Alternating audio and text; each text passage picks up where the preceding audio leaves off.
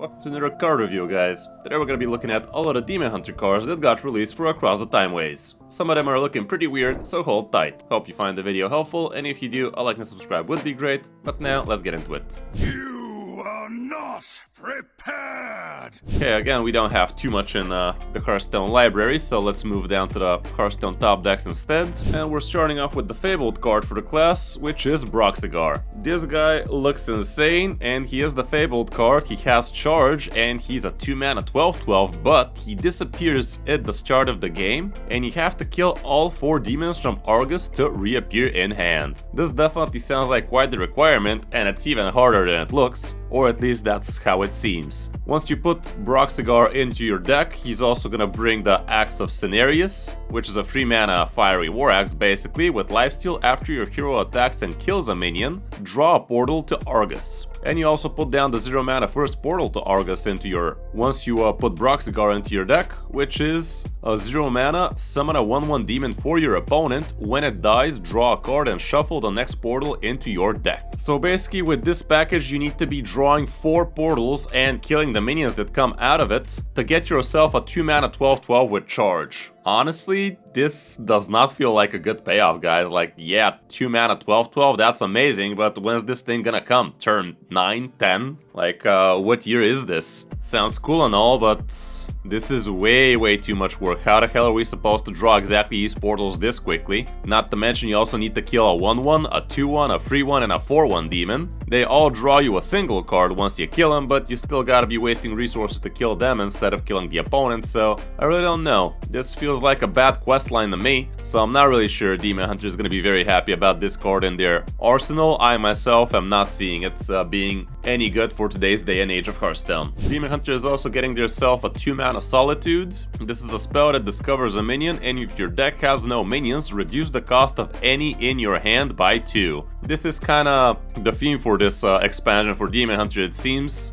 Going for no minion Demon Hunter apparently, and you're gonna have plenty of ways to discover and discount and buff minions in your hand, so I'm not sure if this is a great archetype, but they are definitely supporting it, and maybe something is gonna come out of it. This thing discovers a minion, so it could be right about anything, but personally I don't feel this is gonna be too amazing on release. The 3-mana Lasting Legacy is gonna give your hero 4 attack this turn, and if your deck has no minions again, give any minions in your hand plus 4 attack. Another way to do shenanigans with your minions in hand, as long as you don't have stuff in your deck. They're definitely pushing this, but I'm not sure why. It really doesn't make too much sense if you ask me. It kinda does look like a weird archetype they're trying to force upon us from this expansion, but we're gonna have to wait and see how good or bad that's gonna be. The 4-mana Hounds of Fury is another card that benefits from you not having minions in the deck, and this thing summons 2 free demons that attack the lowest health enemy if your deck has no minions again. If you do have minions in the deck, it's just gonna be a 4-mana 6/6. Not the best, not the worst, okay-ish looking card, but still nothing really amazing if you ask me. We also have a 6-mana location for Demon Hunter, and this is a legendary one, the Eternal Hold. Get a demon that costs 5 or more. If your deck has no minions, your next one costs 0. This thing costing 6 mana,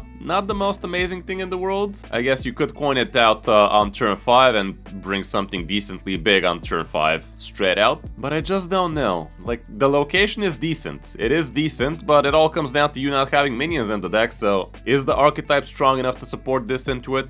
Like, this is definitely gonna support the archetype if the archetype supports itself, but I'm just not seeing it so far. Do let me know in the comments if you guys are optimistic about this package, but I myself feel like this would be a flop for Demon Hunter this expansion. The 1-mana Time Lost Glaive, however, definitely does spark joy. It's a 1-mana 2/2 weapon with a death rattle, get a random demon from the past. Having a 1-mana deal 4 damage to the enemy definitely ain't no joke, and I do believe this is gonna be stronger than the 1-mana 1/2 weapon we have that draws us death rattle minion. At least for the aggressive Demon Hunters, I think this weapon would make the cut for sure, and people are voting it pretty heavily, so they are gonna be liking it. So yeah, this weapon can stand on its feet alone. It's not supporting some random archetype, even though it actually does support the random archetype right now, because again, you are gonna get yourself a minion without actually having a minion in your deck, so you can even use it into this new archetype, I guess. The 4-mana Aeon Rend is a rewind card and it deals 4 damage to 2 random enemies. It doesn't have to be lowest health or anything like that, it could go face, it could go minions. And you do have rewind, so you can actually get a bit better results out of it. It's a fell spell, a little bit too expensive for the effect, however. Yes, 4 mana, deal 8 damage is cool and all. On an empty board it's much better than a fireball, but on not so empty board, not so hot probably. It might make the cut, but I feel like Demon Hunter has better things to be doing on those turns. Next up we have a very good minion actually. It's an 8 mana 7/9 beast, and this is Perennial Serpent. This thing has rush and it costs 4 less if a minion is dormant. Not only your minions, but the opponent's minions, so that's kinda cool. So having yourself a 4 mana 7/9 beast definitely sounds like an insane thing to be having, and I'm pretty sure this thing would make the cut into a lot of Demon Hunter decks. Like Ravenous Cliff Diver Hunter could make the cut here, maybe even into a Space Demon Hunter. I don't know, the card is just way too good for the mana cost, and having a dormant minion on the board, not exactly the hardest thing in the world, especially with the new minion that got released for Demon Hunter. We can check that one from here, because I don't want to scroll down on the other one, but yeah, we also have the 4-mana Timeway Warden, which has the battle cry to imprison a minion for 10,000 turns, which is kinda insane. But yeah, with this guy it's probably not gonna be that hard for you to actually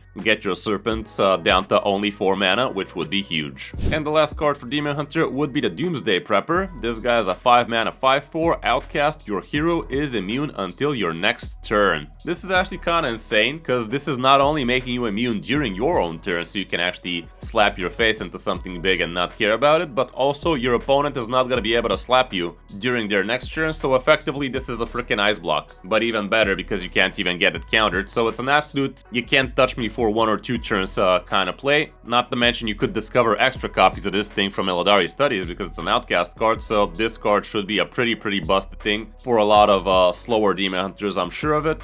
This is probably the best card the class is getting out of this expansion from what I'm seeing so far. So yeah, all around these are the cards. I would expect 80% of these cards to be flopping, but the last 2 definitely spark joy. The weapon also looks pretty scary, but the rest of them just look like, I don't know, a random archetype that's really not able to stand on its legs, but time will tell, I guess. I might have to eat my words for it, but then again, these are card reviews without the actual stats in the game, so don't hold my opinion too highly. I certainly don't. So yeah guys, hope you found the video helpful. If you did, like, subscribe, leave a comment, all of that good stuff, so I can keep on giving you guys card reviews like these. I will do reviews on all of the cards that are coming from Across the Timeways, but I'm not really sure if I'm gonna be doing this for future expansions because the results were just not there. Hope you enjoyed it, and thanks for watching. I'm Kris05, and I'll see you in my next video or stream.